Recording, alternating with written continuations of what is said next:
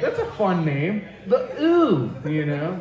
Like, ooh, I just found out something. Or, oh, that guy shouldn't have said that on the radio, you know? It really depends. I'm so glad all of you guys have stuck around so long. I would tell another joke right now, but this next guy, he'd be better at it than I would be. You're in for a real treat. This guy is a comedy veteran. I can't get enough of him, and we're so fortunate to have him here tonight. I want everyone to make some noise for Freeway Farrell. Who the fuck was he talking about? How you guys doing tonight? Yeah, I don't really care. So how you doing good? You doing good, right? Yeah, as you heard the man say, my name is Freeway.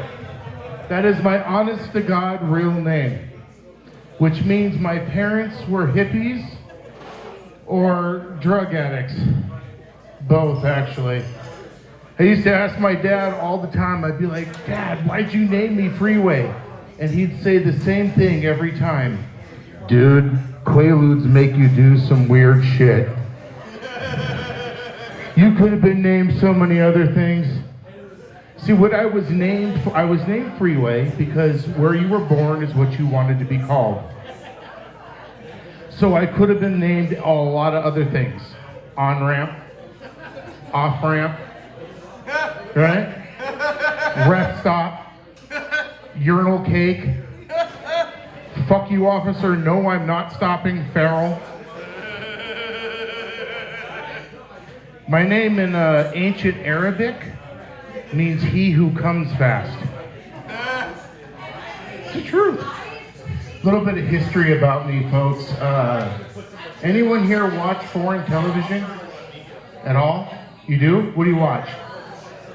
I don't know. Ice road truckers don't count. No?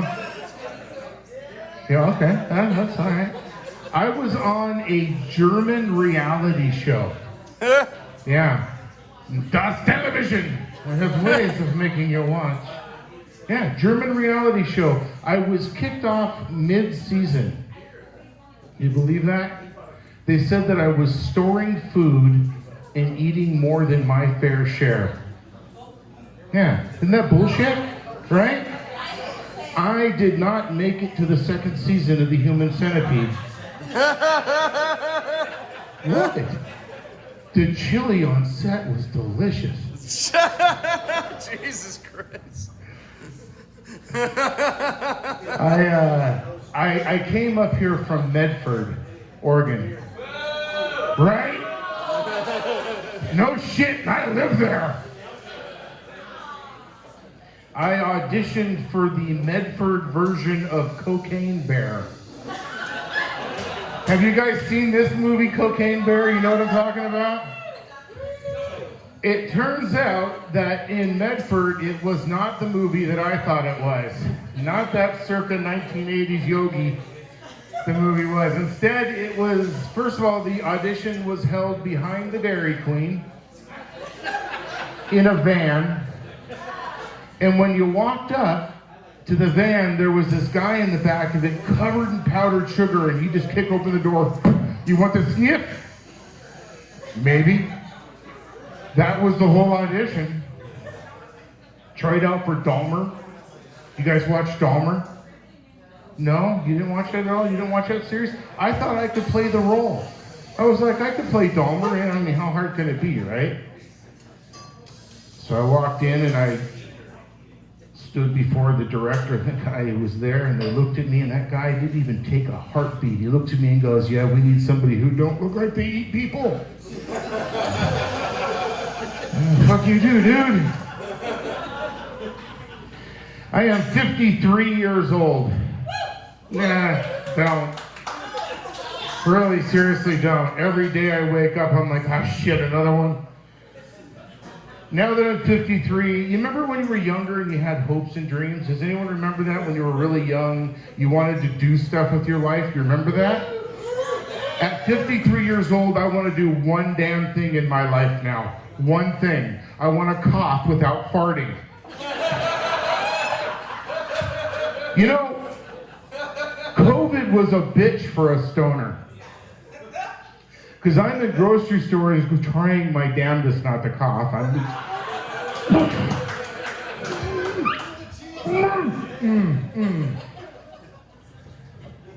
hated it. Now that I'm older, I tell you, things are changing. Ladies having sex with me now is like wrestling an oily beach ball. There's a lot of squeaking and losing control. Colors everywhere.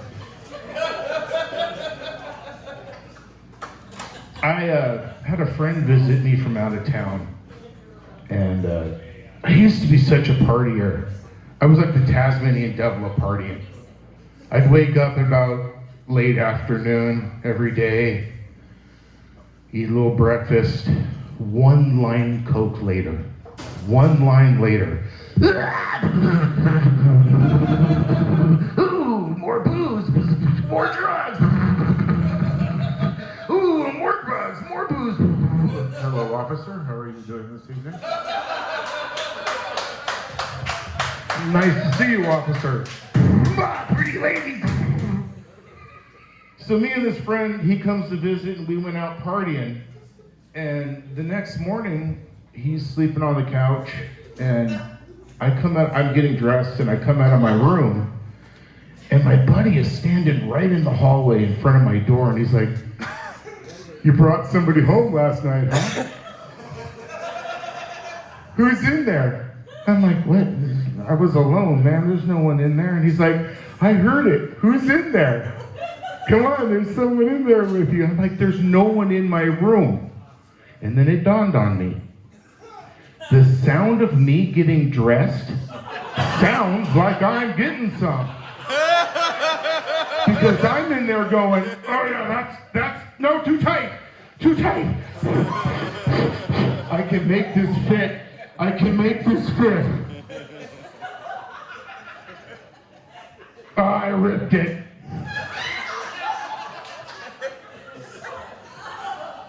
Like, I haven't given up yet. I'm still getting older, and I haven't totally given up. I haven't bought a tracksuit yet. But I'm fucking thinking about it. Because that's your give it up outfit, right? A tracksuit. And has anyone here ever priced a tracksuit? You have? So you've thought about giving up too. Those fuckers are expensive. They want like 90 to two. I saw a tracksuit for $2,000. And I'm like, why are tracksuits so expensive? And then I figured it out. Because they know this is your last outfit. They're like, well, this is your daily outfit. This is your go to work outfit. This is your pick up the kids, go to church, funerals, potentially toilet paper. This is your everyday outfit. And they're like, charge this fucker whatever. He's never going to change.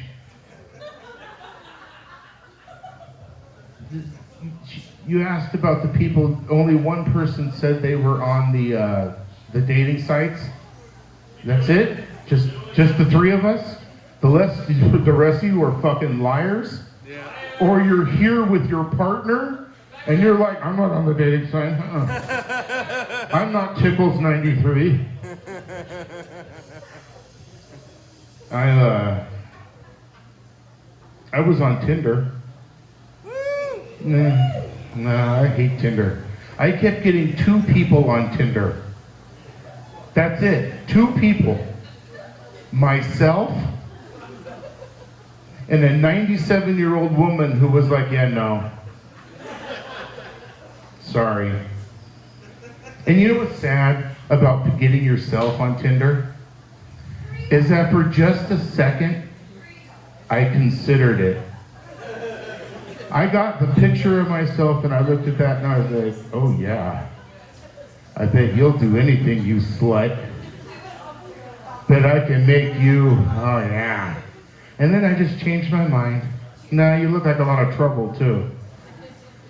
So. I did meet a girl on one of the dating sites. I got real excited. I went to her house. She was like, come over, grab some stuff.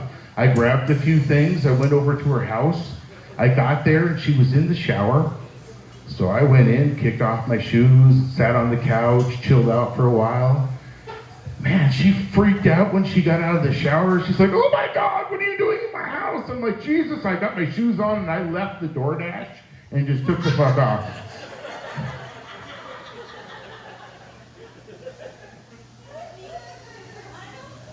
You guys watch a lot of porn? Yeah? Woo!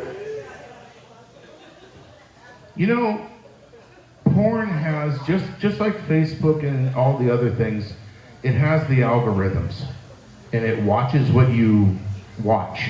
And then it gears your searches up to the kind of stuff you like. Right? You guys know what I'm talking about. Don't pretend like you don't. Those algorithms got me, man. I don't even have to search for the porn I want anymore. I go right onto the porn and it just has it immediately. Hot, long, sexy 3-hour nap. See gorgeous, sexy other people doing the dishes. Yeah, they got me down. They know. The algorithms really, they get me on everything. On the Facebook, all I get is ads that say things like, put on your shoes without bending over. These pants have extra elastic. Anybody here never want to buy a taser because you might use it randomly? You know what I'm talking about? Huh? Hey, Dad. Fuck you. Here's a little life hack for you folks. If you're single out there, I'm single. This is a little life hack for you. If you're going out on a date and you don't own an iron, order a hot pizza. I'm not kidding. Take a towel, lay it on your bed, lay your wrinkled shirt on it, put another towel over that, and then put the hot pizza on top of it. That shit works. And when you're asking your date later, where do you want to go to dinner? She's like, I feel like Italian food. If you gotta press something small like the socks or something, you gotta get a calzone. You guys like kids? Oh, thank God. Seriously, kids are like the human veal. Who has kids here? You have kids? Okay, I'm gonna ask you some questions. I wanna run some stuff by you real quick. We're gonna talk about your children. We're gonna talk about all of our kids. You know why? Because the little bastards are here and we can. What are they going to do, send us to the cornfield? Okay. First of all, you're a good mom, I'm sure, right? When you're sitting around watching TV and your kids are playing in the other room, how old are your kids? 2? Perfect.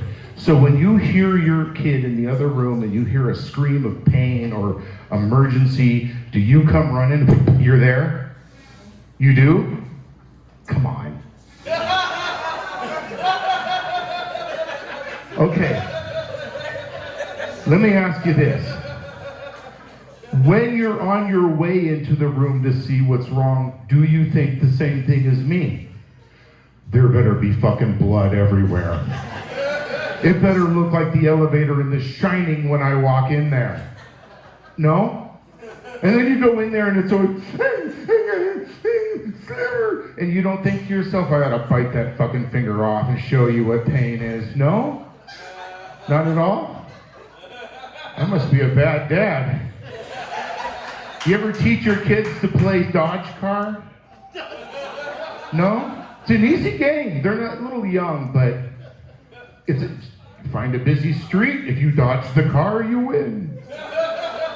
No? All right, no. I'm a bad dad.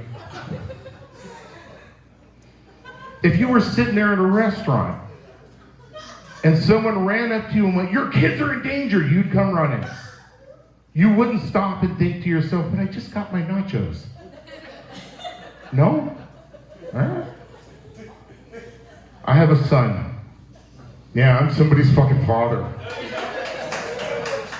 My son is 16 years old. He is 6'6". Yeah, since he was 9. He is huge. 172 pounds, and he tested as a genius. And I hate to use the word genius because he is the smartest idiot I've ever met in my life. And he screws with me. I'll tell people, yeah, my son's a genius. And he'll stand behind me going, yeah, I'm a genius. Dad says underwear first, pants last. And it works. Oh, damn you, kid. He does. He has a crazy high IQ. I mean, it is scary high. We one time, as a comedian, we all have our little books that we write our jokes in, our little joke books. And mine was full, so I said to myself, time to go to the store and get a new book. So I grabbed the kid, we went to the store, I'm standing there looking at the little books, and next to me I hear my son say, so you're gonna buy yourself a book for your little dad jokes, huh? And I thought to myself, oh shit, okay, he's gonna start making fun of me, grab the kid, and get out of here. So I grab a book, grab the kid, we run up to the front counter, I drop the book on the counter, and I hear the kid next to me say, yeah, the big guy here will take the pink Care Bears. Should have paid attention to what book I grabbed, huh? So the book was $3. I had 2 on me, so I gave the lady the $2 and I said, son, I don't want to use a card, naturally, can I borrow $1?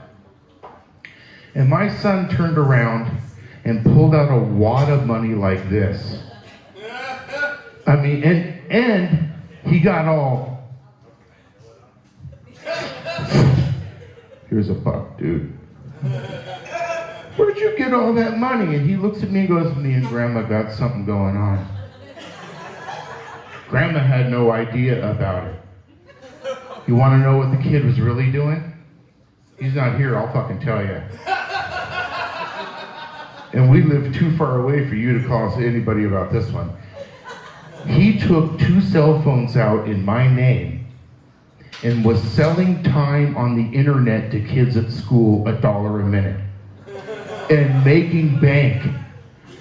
He got caught when one of the kids sent something to the office to get printed, and they figured it out. And when I said to my son, do you know what you did was wrong? He said, yeah, printing costs more.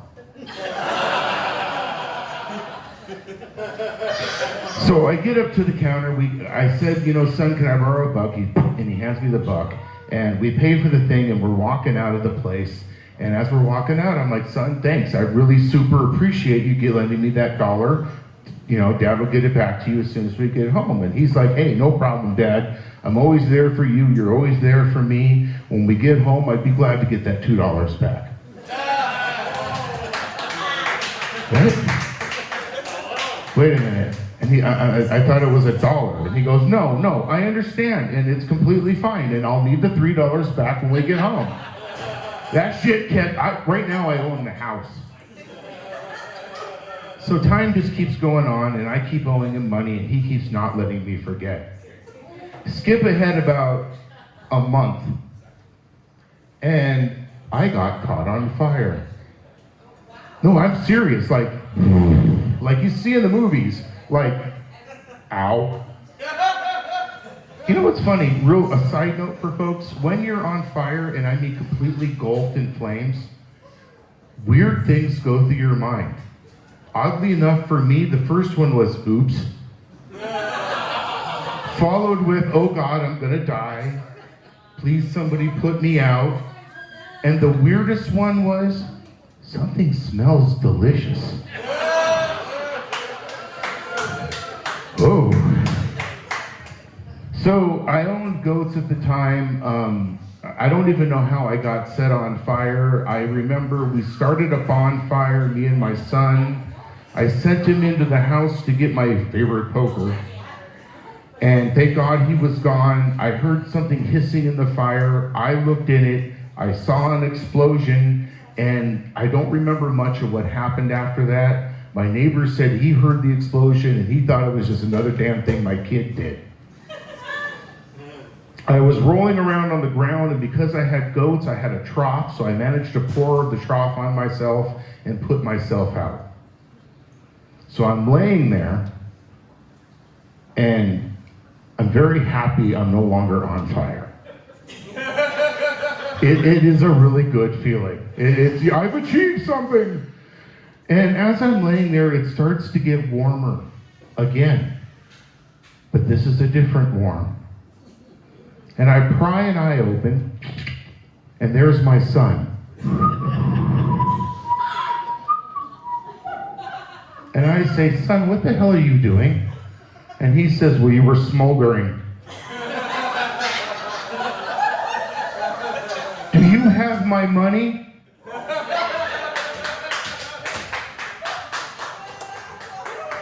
Yeah, right. For some reason, the next day, he was like, can you sign a release form, Dad? All right. So, to keep my son out of trouble, I get him into TV shows. I do this. I got him super into Breaking Bad. Fuck you, it kept him busy. And he got into that show. He looked, because all the chemistry behind it, he thought that was really neat. So he got super into Breaking Bad. One night I go to a show, and I come home, and my kitchen is destroyed. There's pots and pans everywhere. There's shit boiling. There's trays of crap everywhere. And my son is at the end of my counter, and he's wearing a hazmat suit, and he's breaking blue glass up. Here's my kid, just...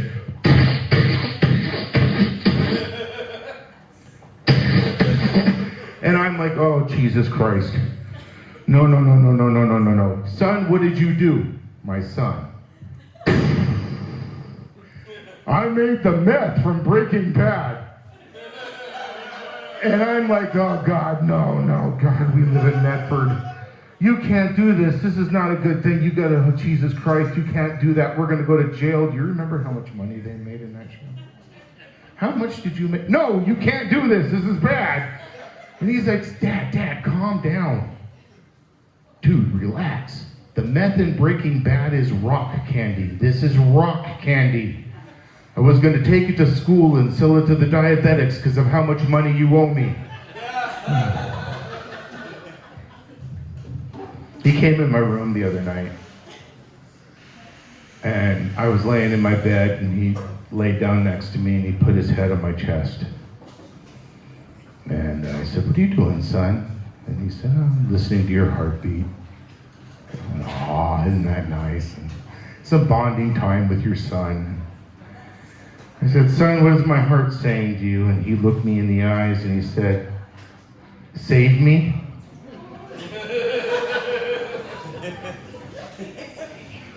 But he's a little shit. I mean, he called me one morning. I'm sound asleep and I hear my son, hey, Dad. I go, dude, do you know what time it is? Where are you? Oh, I went for a walk. Okay, it's really super late at night. What's up? Can you come pick me up right now? All right. So I get in the car and I go to the place he tells me to pick him up, and there's my kid standing on the side of the road, smiling with an acetylene tank. For those of you who don't know what that is, it's for welding. My son's standing there with it. So I pull up and he says, quick, throw this in the back. I'm like, no, I can't do that. He's like, come on, throw it in the back. I'm like, no, son, I don't know what you're doing. So I drove off and left a man behind. And I was like, screw you, dude, I'm not doing that. That's scary shit. I don't know what you're planning to do. It turned out he planned on this. He thought it'd be fun to make a missile. Yeah. That was a light story. I think what I'll do is I'll leave you guys on one last story. What do you think? Is that good? How long have I been up here? Do you think? Is that good? Okay, I'll leave you guys with one last story. How's that? Do anybody here, does anyone here sleep, or do you guys know what a CPAP machine is? No. No? Okay, good. I'll explain it. Does anyone here use a CPAP machine? No? Oh, you're lucky. A CPAP machine, I like to call them a self-dutching oven. I learned that on burrito night.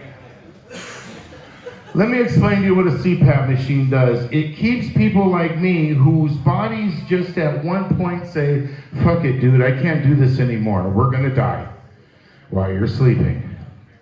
You just stop breathing.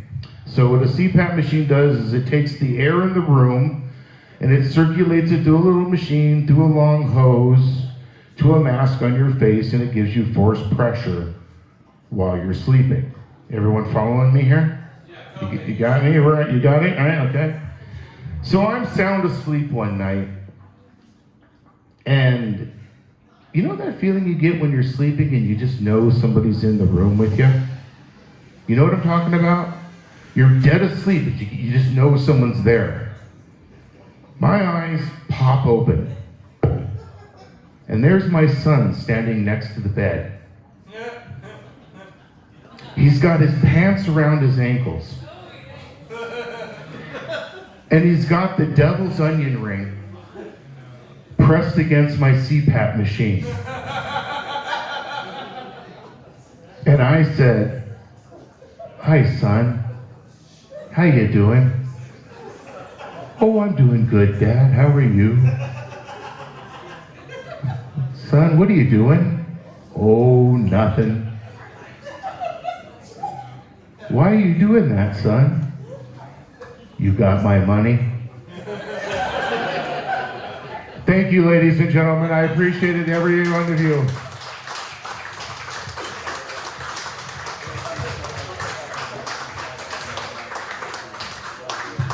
Guys, let's keep it going one more time for Freeway Farrell.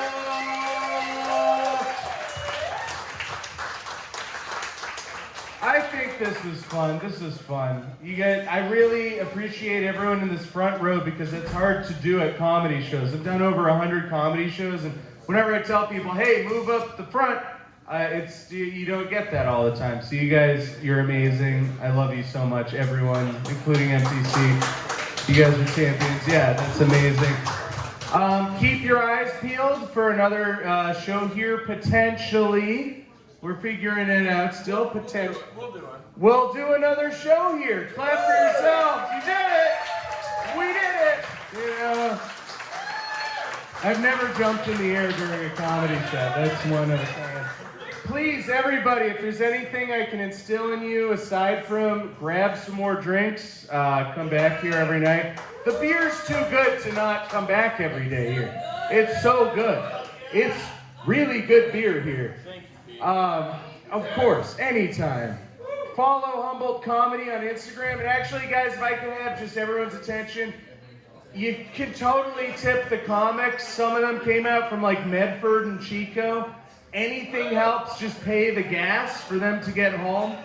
And I think everyone was kind of funny. I don't know about my set, but I think everyone else was funny tonight, right, guys?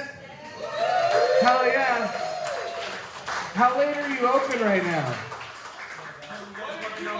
Another round, everyone, buy another beer. Let's do this. Thank you for being here tonight, guys. That's it.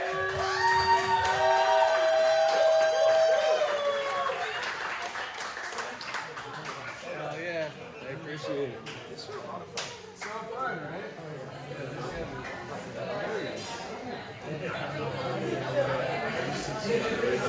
Sure?